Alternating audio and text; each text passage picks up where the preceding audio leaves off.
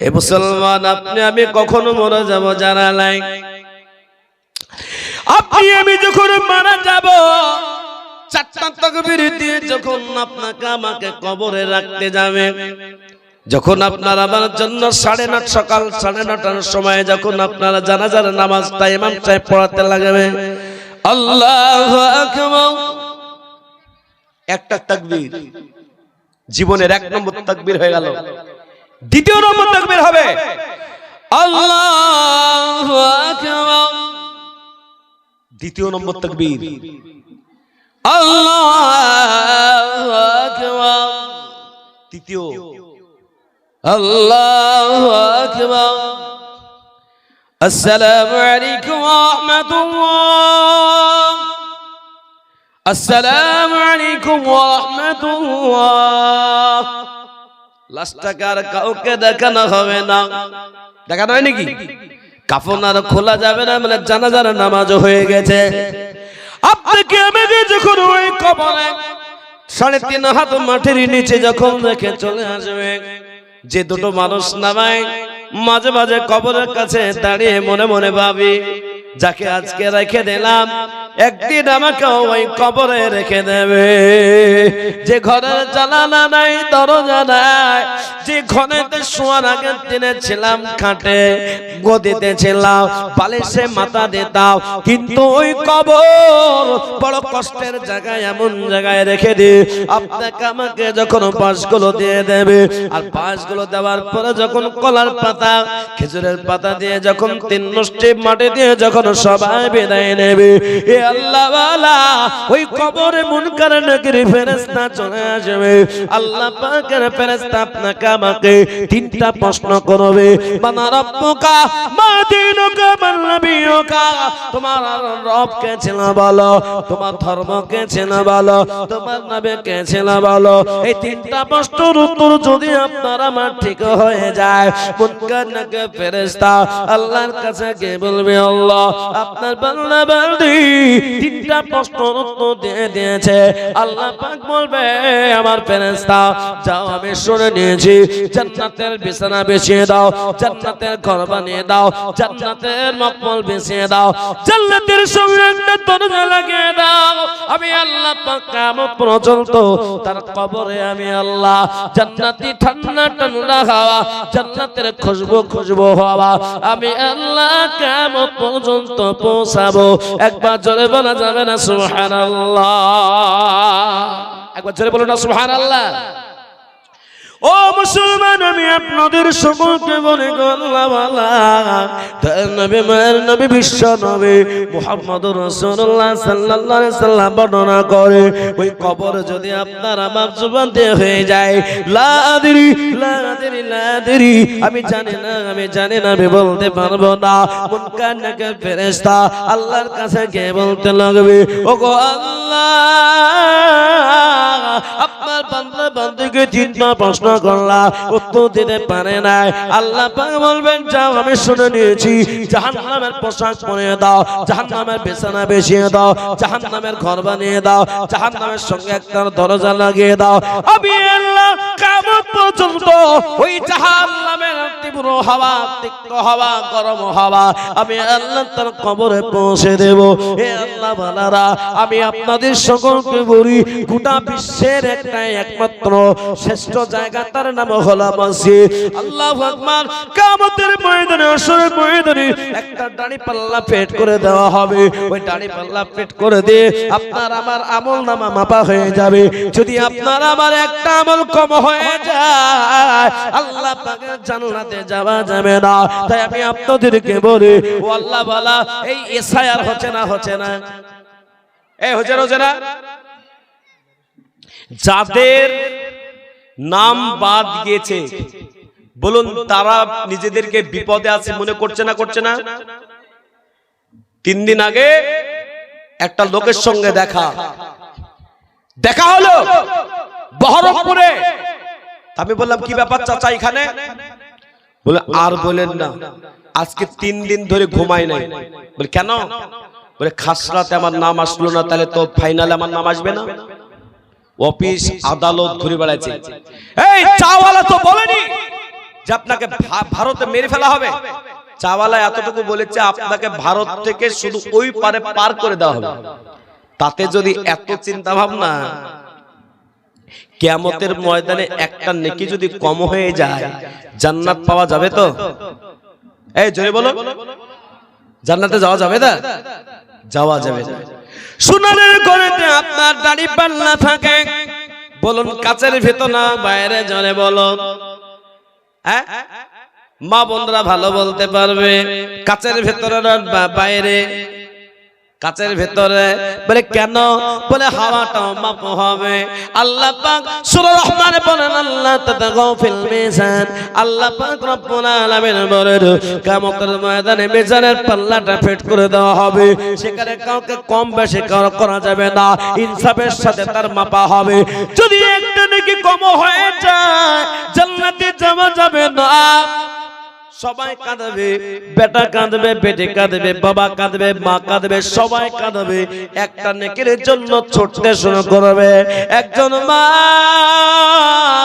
বেটাকে দেখতে বলবে, বেটা আমি 10 মাস 10 দিন তোমাকে পেটে ধারণ করেছিলাম বেটা, আমি বড় কষ্ট করে তোমাকে আমি পেটে নিয়েছিলাম গো বেটা, আমি ডান দিকে হতে পারে নাই, আমি বাম দিকে হতে পারে নাই। ও বেটা, আমি যখন জন্ম দিলাম তোমার জন্য খামার কোনো আপেল ছিল না, আঙুর ছিল না, বেদানা ছিল না, তোমার জন্য কোনো বিরিয়ানি ছিল না, রুটি ছিল না, ভাত ছিল না। আমি মা আমার স্তনটাকে তোমার মুখে দিয়েছিলাম। তুমি আর 2 বছর নেই বছর ধরে দুধ পান করেছিলে বেটা। আজকে দেখো তোমার মার হাতটা বাঁধা আছে, তোমার মায়ের পা বাঁধা। একটা নেকি যদি তুমি বেটা দিয়ে দাও, জান্নাত পেয়ে যাবো। এই কোরআন শরীফ কোন 30 নম্বর পারা, সূরাটার নাম সূরা আবাসা। আল্লাহ পাক রব্বুল আলামিন বলেন, ইয়াউমা ইয়াফিরুল মারউ মিন আখিহি ওয়া উম্মিহি ওয়া আবিহি ওয়া সাহিবাতিহি ওয়া বানি। এ আল্লাহ ওয়ালা কিয়ামতের ময়দানে, হাসরের ময়দানে আল্লাহ পাক রব্বুল আলামিন বলে, বেটা বাপকে চিনবে না, মা বেটাকে চিনবে না গো, বেটাকে চিনবে না, মা বেটিকে চিনবে না, বেটি মাকে চিনবে না, বন্ধু বন্ধুকে চিনবে না, ভাই ভাইকে চিনবে না, কিন্তু এই মসজিদ আপনাকে ভুলবে না। যদি বলুন সুবহানাল্লাহ। আর একবার জোরে বলুন নারে তাকবীর। আপনাকে মসজিদ ভুলবে না, কিন্তু মসজিদের ছাড়া যারা চলছে, একটা উদাহরণ দিই। এই বাবা, এই যে শীতের সময়তে মা বোনরা ডিম বসাইছে না, তো মুরগির উপরে বসারে নিচে, হ্যাঁ নিচে, আর যেগুলো বাইরে চলে যায় ওগুলোতে বাচ্চা হয় তো কি হয়? ঘোলা। ঠিক স্টেজের বাইরে যে সমস্ত বদমাশ, যে সমস্ত আজকে এই জলসার নাম করে ঘুরছে, বিড়ি খেয়ে বেড়াচ্ছে, ঘুরছে, কিয়ামতের ময়দানে, হাসরের ময়দানে তারা ঘোলা হয়ে ঘুরবে। তারা মসজিদ তাদের জন্য সাক্ষ্য দিবে। আজকে যারা মহব্বত নিয়ে বসেছে, আল্লাহর কসম করে বলি, মসজিদ আপনাকে বলবে না। বেটা বেটি যখন কেউ যেন না হাও মাও করে কাঁদবে, সেই সময় মসজিদ দাঁড়িয়ে যাবে। আল্লাহ রাব্বুল আলামিনের কাছে বলবে, আল্লাহ দুনিয়ার জান্নাতের ঘর বানানোর জন্য, দুনিয়ার জান্নাতের জমিন বানানোর জন্য যে মায়েরা, যে বাপ, যে লোকেরা তারা বড় কষ্ট করে এই মসজিদের খেদমত করেছিল, আমরা তাদেরকে না নিয়ে, তাদেরকে আল্লাহ আপনি জান্নাত দিয়ে দিন। না দেওয়া পর্যন্ত আমি মসজিদ আমার জায়গায় ফিরিয়ে যাব না। মসজিদ আল্লাহর কাছে যখন সাক্ষ্য দিয়ে দেবে, আল্লাহ পাক বলে, ফেরেশতা এই মহব্বতকারীগুলোকে জান্নাত দিয়ে দাও, সেদিন জান্নাতের জায়গা হয়ে যাবে। জোরে বলুন সুবহানাল্লাহ, নারে তাকবীর। এ মুসলমান, আমি আপনাদের মসজিদটা ঘুরলাম, কত সুন্দর পায়খানা, বাথরুম, যেগুলো কাজ হচ্ছে, নতুন নতুন কাজ হচ্ছে, প্ল্যানিং মোতাবেক কাজ হচ্ছে, তবে একটা আপনাদের কাছে বলবো, মসজিদটা বড়ই ভেতরে হয়ে গেছে, সামনে যদি একটু জায়গা রাখা যায় মোটরসাইকেল রাখার সুবিধা হবে, গাড়ি রাখার সুবিধা হবে, বা মসজিদটা দেখতে পাওয়া যাবে। যেই গ্রামে মসজিদ নাই আর যে গ্রামে মসজিদ আছে, দেখবেন যে গ্রামে মসজিদ আছে আল্লাহ পাক সেখানে বরকতে ভরে দিয়েছে, যেখানে মসজিদ নাই আল্লাহ পাক সেখানে বরকত দেন নাই। আমি আপনাদের সকলকে বলি, আল্লাহ মাওলা এই মসজিদের খেদমত আমরা প্রত্যেকই করব, জোরে বলুন ইনশাআল্লাহ। হাত তুলে সবাই বলুন ইনশাআল্লাহ। আল্লাহকে দেখান, জোরে বলুন ইনশাআল্লাহ, জোরে বলুন ইনশাআল্লাহ। আজকের এই মাটিতে বলুন, আপনি আমি চলে গেলে কবরের যাব না, যাব না? কবরে চলে যাব। কবরের দুই দিক থেকে মাটি যখন চাপা দেবে, বলুন কষ্ট হবে না, হবে না? যে আল্লাহ জান দিতে পারে সে আল্লাহ জানটাকে নিতে পারে, কবরে আপনাকে আমাকে শাস্তি দিতে পারে না, পারে না? বহুত পারে বাবজি। ওই কবরের সমপরিমাণ মাটি আমি শুনলাম আপনাদের এখানে 6 লাখ টাকা মোটামুটি একটা সামনেকার জায়গাটা হলে তো ভালোই হয়। আমি মনে মনে ভাবলাম যে হ্যাঁ মসজিদটা দারুণ হবে। আর মসজিদে মুসল্লি আলহামদুলিল্লাহ চরম পর্যায়ে কিছু মুসল্লিকে দারুণকে নামাজ পড়ছে। জেনে রাখবেন আপনার বেটা বেটিকে লাখ লাখ টাকা দিয়ে যাবেন, বেটা বেটি দুদিন 3 দিন ধরে আপনার কাঁদবে, মাওলানা ডেকে একটু দোয়া দুরুদ করে নিলে বাস বাপ জান্নাতি হয়ে গেল নাকি? গ্যারান্টি আছে? গ্যারান্টি না, একদিন দোয়া করতেও পারে না করতে পারে, এটা গ্যারান্টি। এটা একটা গ্যারান্টি দিচ্ছি। বড় বড় আলেম উলামা আছে, 5 ওয়াক্ত আজান হবে আর মসজিদে যত লোক নামাজ পড়বে, আর মসজিদে যখন কোন মুসল্লি নামাজ পড়বেন আল্লাহর ফেরেশতারা নামাজ পড়বে, যত সওয়াব হবে যে 2 টাকাও দান দিয়েছে তার আমল নামাতেও নেকি পৌঁছাবে। জোরে বলবেন না সুবহানাল্লাহ? তাহলে এই মসজিদ আপনার আমার প্রত্যেকের বানানোর দরকার আছে না নাই? জোরে বলুন।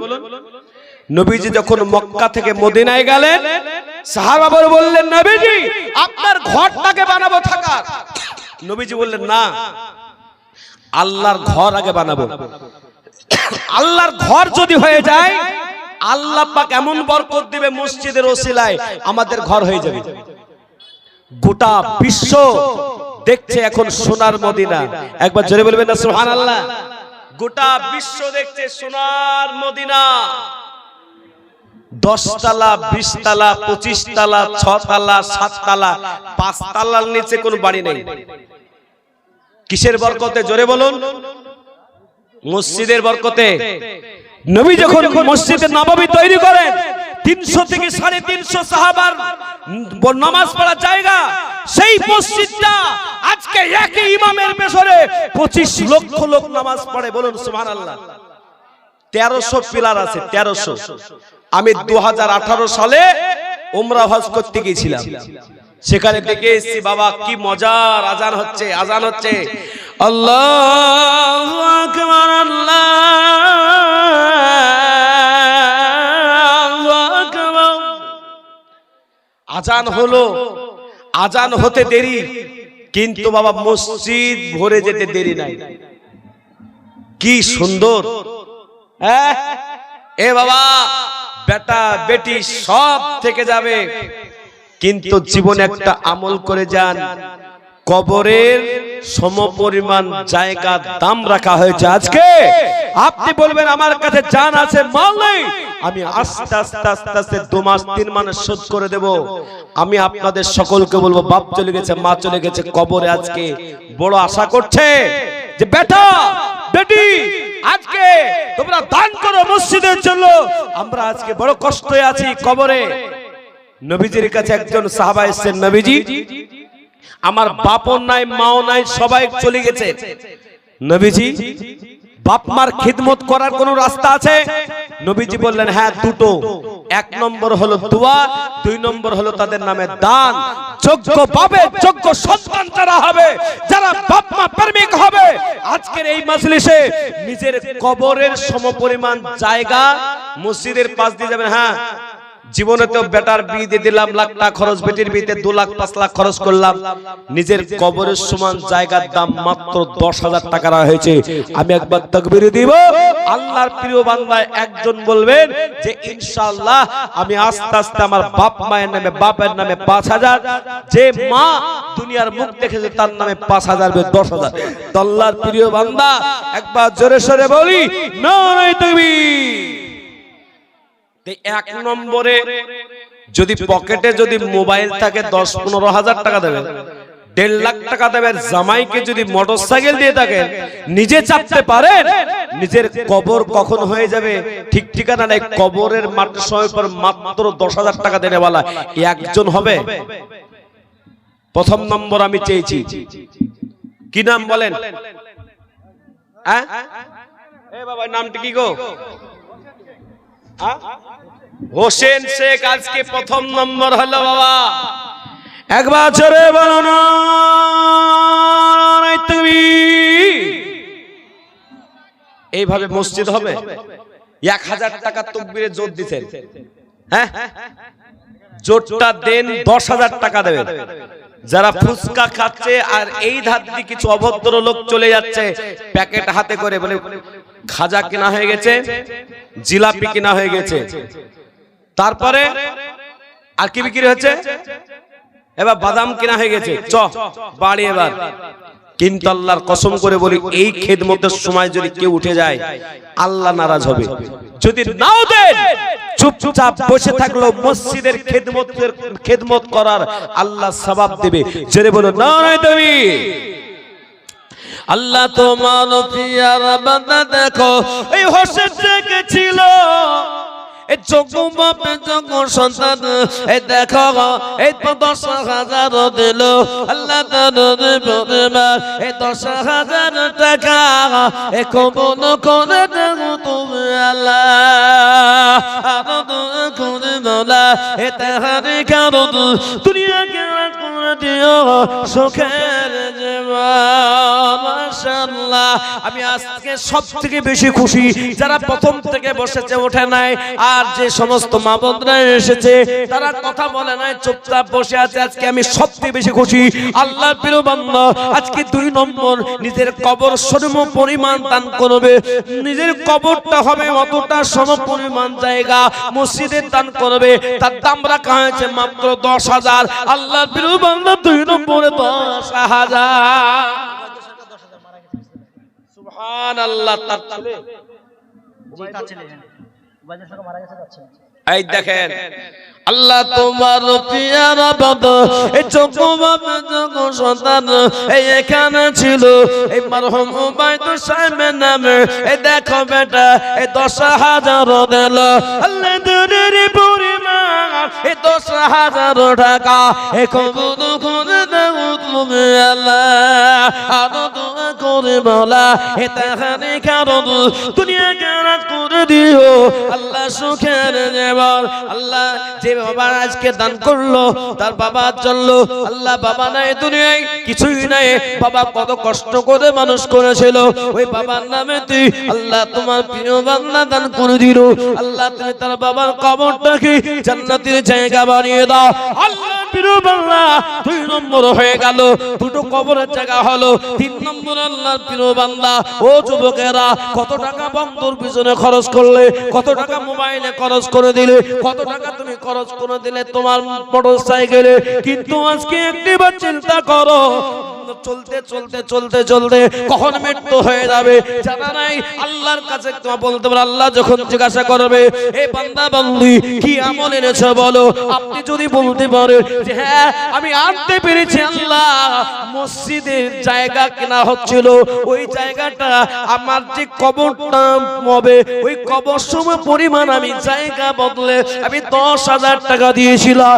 আল্লাহ পিরুবাদ 3 নম্বর 10,000। বলুন 10,000 টাকা দেনেওয়ালা, 3 নম্বর দেনেওয়ালা আল্লাহর প্রিয় বান্দা। বলুন যে 3 নম্বরটাকে দিবে। 5,000টা পরে এই একটা কবরের দামটাকে হোক।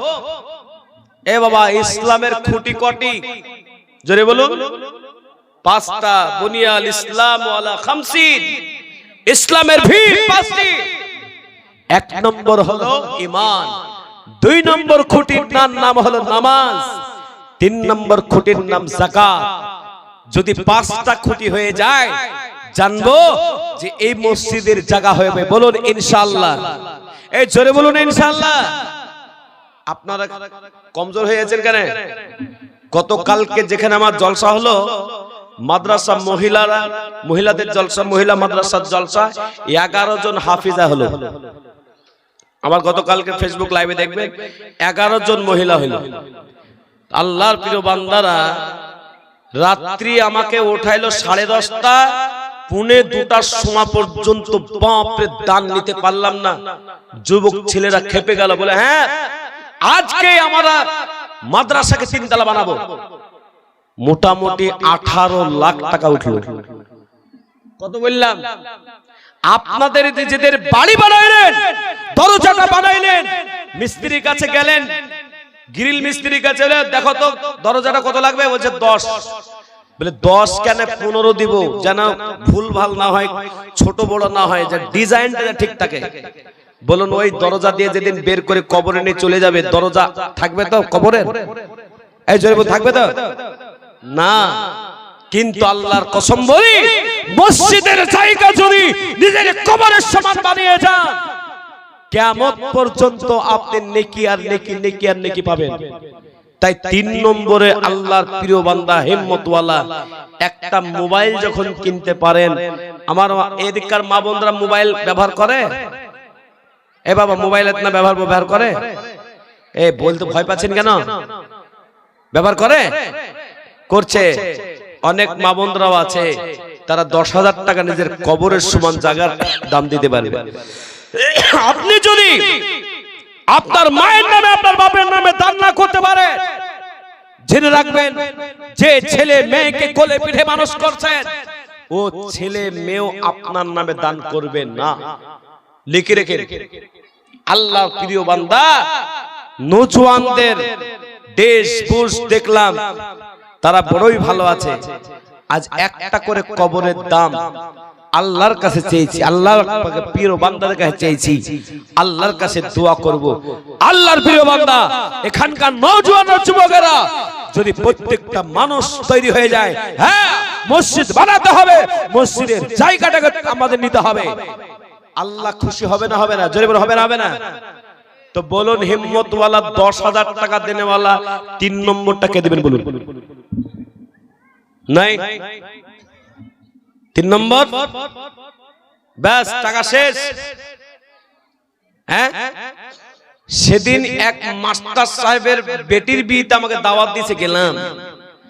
আর মাস্টার সাহেবের বেটির বিবাহ, জামাই এসে গেছে, আমি কিন্তু একটু সালাম হলো আর কথা হলো। তো পরে একদিন দেখা, মাস্টার সাহেব আপনি যে জামাই বানাইলেন, জামাই কেমন?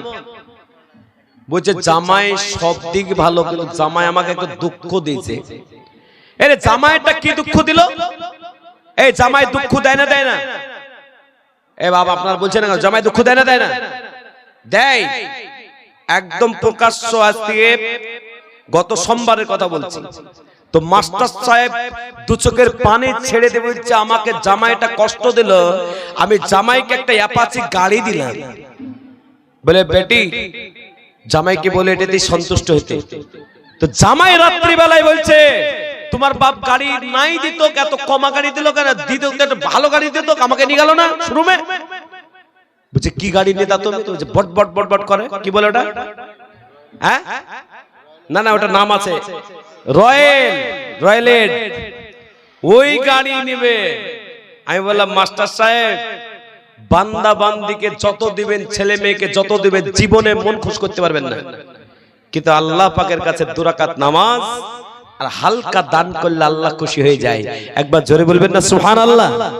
আল্লাহর প্রিয় বান্দা, মেয়ের বিবাহ দিলেন লক্ষ লক্ষ টাকা খরচ করে, ছেলের বিবাহ দিলেন বড় গাই গরু কেটে।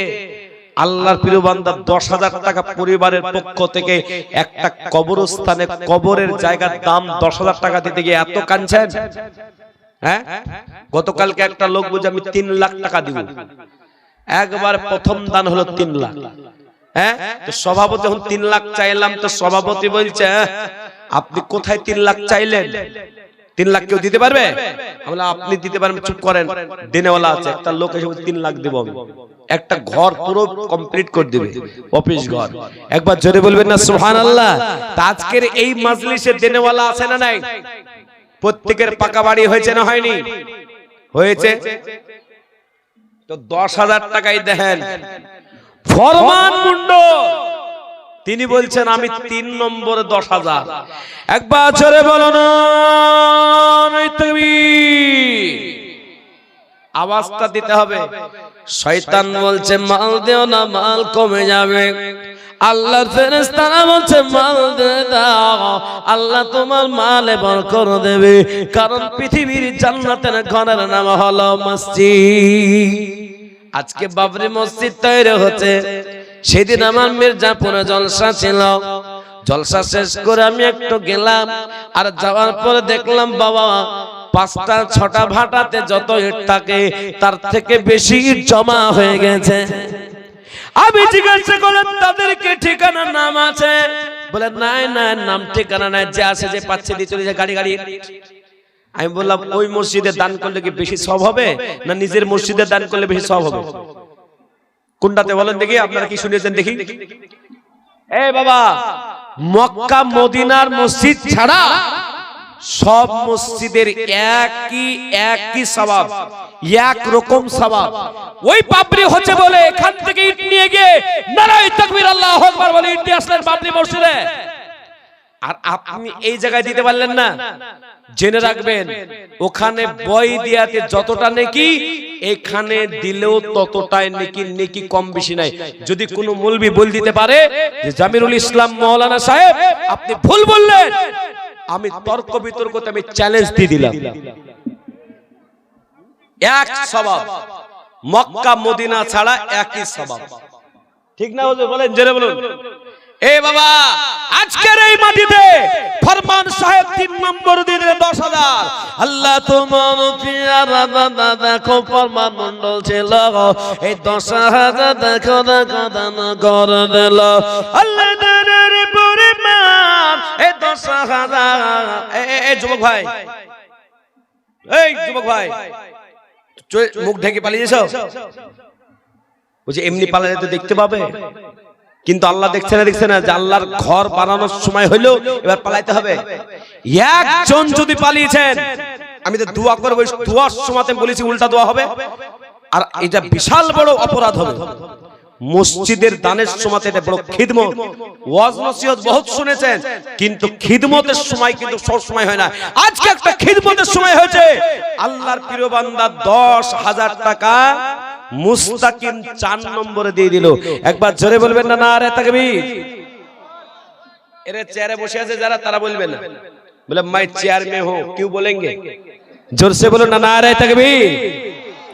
আল্লাহ তোমার পিয়ারা বান্দা মুস্তাকিম ছিল, তোমার পিয়ারা বান্দা মুস্তাকিম সরকার ছিল। এই 10,000 টাকা আল্লাহ তোমার ঘরে দিল। দানের পরিমাণ 10,000 টাকা, এ কবুল করে দাও তুমি আল্লাহ।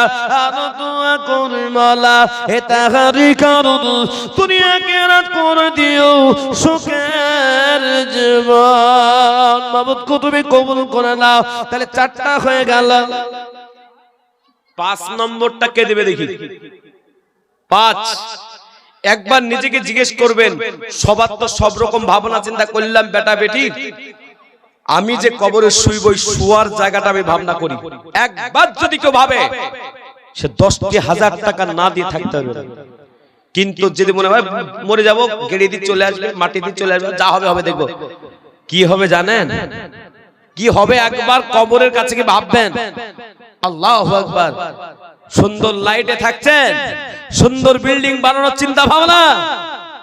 যে নবীকে সৃষ্টি না করলে গোটা পৃথিবীকে সৃষ্টি করা হতো না, সেই নবী মুহাম্মদুর রাসূলুল্লাহ সাল্লাল্লাহু আলাইহি ওয়াসাল্লাম 63 বছর পরে তিনাকেও কবরে যেতে হয়েছে।